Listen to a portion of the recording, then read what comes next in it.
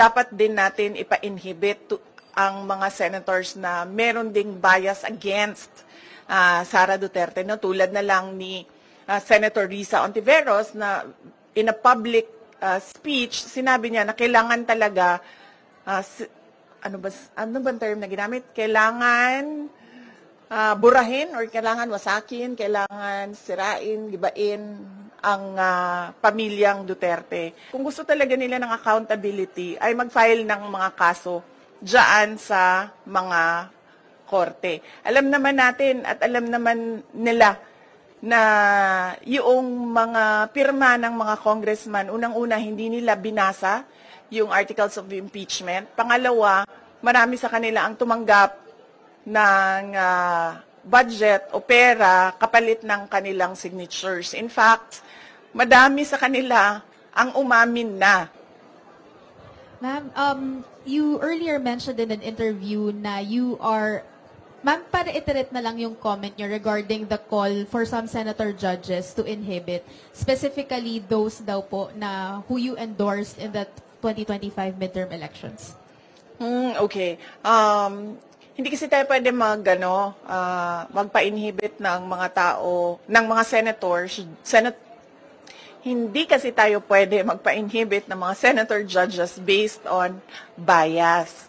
Dahil ang posisyon lang naman ng isang tao is you are for or against Inday Sara, no? Kung ganun ang ating basehan sa inhibition, ay dapat din natin ipa-inhibit ang mga senators na meron ding bias against Sara Duterte, no? Tulad na lang ni Senator Risa Ontiveros na in a public speech, sinabi niya na kailangan talaga, ano ba term na ginamit? Kailangan burahin or kailangan wasakin, kailangan sirain, gibain ang pamilyang Duterte. So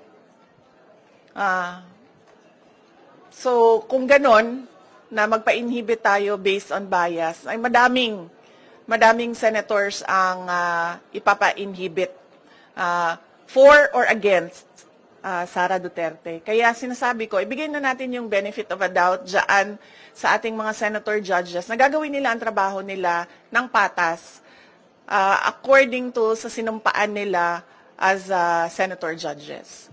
Follow-up question, the Makati Business Club and other business groups are urging the Senate to continue your impeachment trial, to convene your impeachment trial. Sabi nila, it will show accountability, it will boost investor confidence. Your response to that call of the business sector?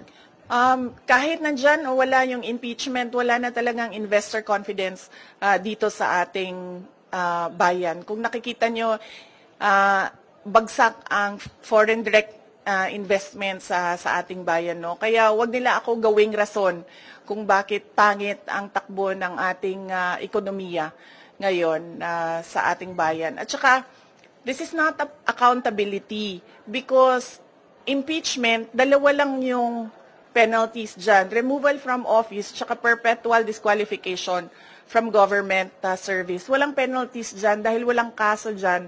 Ang impeachment ay removal process ng isang impeachable officers. Kung gusto talaga nila ng accountability, ay mag-file ng mga kaso diyan sa mga korte. Alam naman natin at alam naman nila na yung mga pirma ng mga congressman, unang-una hindi nila binasa yung articles of impeachment. Pangalawa, marami sa kanila ang tumanggap ng budget o pera kapalit ng kanilang signatures. In fact, madami sa kanila ang umamin na may kapalit yung kanilang pagpirma doon sa articles of impeachment.